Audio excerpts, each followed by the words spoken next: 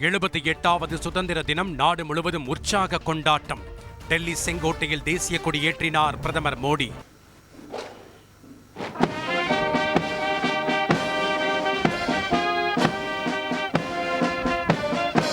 முப்படை வீரர்கள் அணிவகுப்பு, ஹெலிகாப்டரில் மலர் தூவி மரியாதை. अंबर अग्रवाल और विंग कमांडर राहुल नैनवाल. ஒரே நாடு ஒரே தேர்தல் திட்டத்தை நடைமுறைப்படுத்த ஒன்றுபட்டு ஆதரவளிக்க வேண்டும். பொது சிவில் சட்டத்தை அமல்படுத்துவது அவசியம் என்றும் சுதந்திர தின உரையில் பிரதமர் மோடி பேச்சு.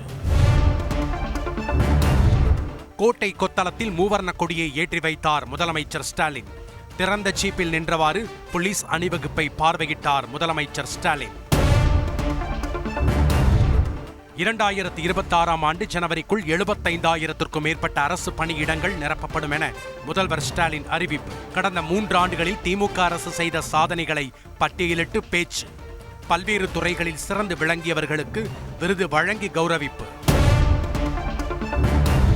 சென்னை உயர்நீதிமன்றத்தில் பொறுப்பு தலைமை நீதிபதி கிருஷ்ணகுமார் தேசிய கொடி ஏற்றினார். தமிழகத்தின் அனைத்து மாவட்டங்களிலும் தேசிய கொடி ஏற்றி மாவட்ட ஆட்சியர்கள் மரியாதை. டெல்லி சுதந்திர தின விழாவில் கலந்து கொண்ட எதிர்க்கட்சித் தலைவர் ராகுல் காந்தி பின்வரிசையில் அமர்ந்திருந்ததால் சர்ச்சை. பஞ்சாப் மாநிலம் அட்டாரி வாகா எல்லையில் கண்கவர் கலை நிகழ்ச்சி. ஏராளமான பொதுமக்கள் கண்டு ரசிப்பு. சுதந்திர தினத்தை ஒட்டி ஆளுநர் வைத்த தேநீர் விருந்து. முதலமைச்சர் ஸ்டாலின் மற்றும் எதிர்க்கட்சியினர் பங்கேற்பு. ஆளுநருடன் கருத்து வேறுபாடு மட்டுமே, மோதல் போக்கு இல்லாததால் தான் முதலமைச்சர் தேநீர் விருந்தில் பங்கேற்றதாக சபாநாயகர் அப்பாவு விளக்கம். தமிழ்நாட்டிற்கே பெரிய ஆபத்து ஆளுநரின் நாக்குதான். இந்திய கம்யூனிஸ்ட் கட்சியின் மாநில செயலாளர் முத்தரசன் விமர்சனம். மாசடைந்த ஆறுகள் தொடர்பாக பாஜக மாநில தலைவர் அண்ணாமலை கூறியது பொய். தமிழ்நாடு அரசின் உண்மை சரிபார்ப்பு குழு அறிக்கை. எங்களை ஆதரித்தால் பட்டியலின சமுதாயத்தவரை முதலமைச்சராக்குவோம். பாமக தலைவர் அன்புமணி ராமதாஸ் உறுதி. விண்வெளிக்கு மனிதர்களை அனுப்பும் ககன்யான் திட்டத்தில் வழங்கப்படும் பயிற்சி.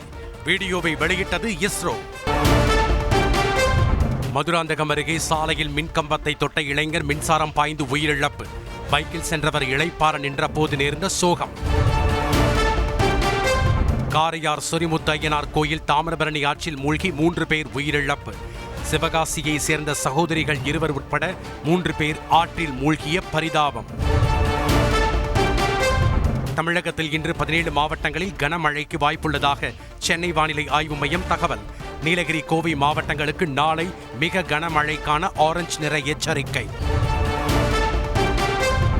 ஒலிம்பிக் போட்டியில் பங்கேற்று நாடு திரும்பிய வீரர்கள் பிரதமர் மோடியுடன் சந்திப்பு. பதக்கங்களை காட்டி வாழ்த்து பெற்ற வீரர்கள். இலங்கை அதிபர் தேர்தல் வரலாற்றில் முதல் முறையாக கடும் போட்டி. 40 வேட்பாளர்கள் வேட்புமனு தாக்கல். செய்திகளை உடனுக்குடன் தெரிந்து கொள்ள உடனே சப்ஸ்கிரைப் பண்ணுங்க.